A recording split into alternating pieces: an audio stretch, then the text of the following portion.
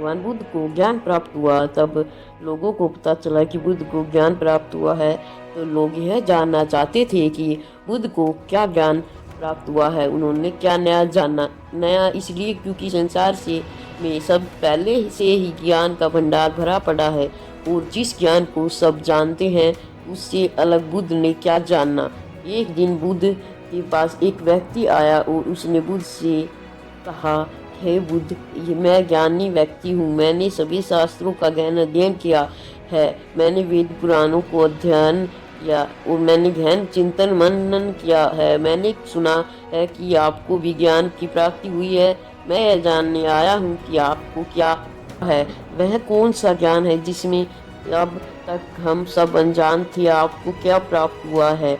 बुद्ध उस व्यक्ति की बात सुनकर बुद्ध मुस्कुराए और बोले, मुझे कुछ भी ज्ञान प्राप्त नहीं हुआ है, बल्कि मेरे पास जो था वह भी चला गया।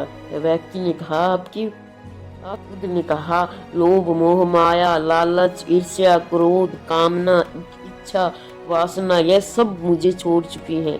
व्यक्ति बोला, फिर आपने क्या पाया। बुद्ध ने कहा, कुछ भी नहीं। इस पर वह व्यक्ति बोला, फिर लोग यह क्यों कहते हैं कि आपको ज्ञान की प्राप्ति हुई है, क्या आपने ज्ञान प्राप्त नहीं किया। बुद्ध मुस्कुराए और बोली, मैंने ज्ञान प्राप्त नहीं किया है, ज्ञान तो सर्वश्रेष्ठ है, कण कण में है, मैंने तो केवल अपना अज्ञान खो दिया है। अज्ञान खोने के बाद क्या बचता है। व्यक्ति बोला, अज्ञान न होने पर तो सिर्फ ज्ञान ही बचता है।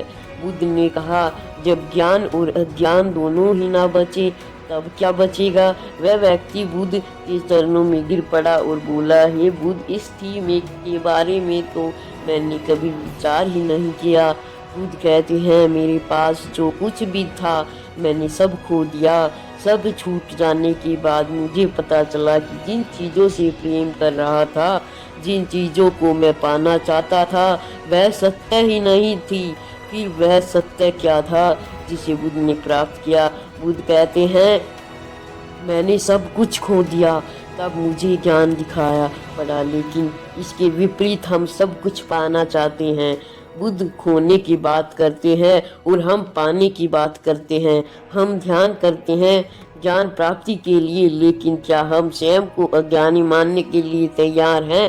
क्योंकि जो ज्ञानी है उसे ज्ञान प्राप्त करने की क्या ज़रूरत, क्योंकि वह तो पहले से ही ज्ञानी है। और एक समस्या यह भी है कि हम अपने आप को ज्ञानी मानते हैं और ज्ञान भी प्राप्त करना चाहते हैं।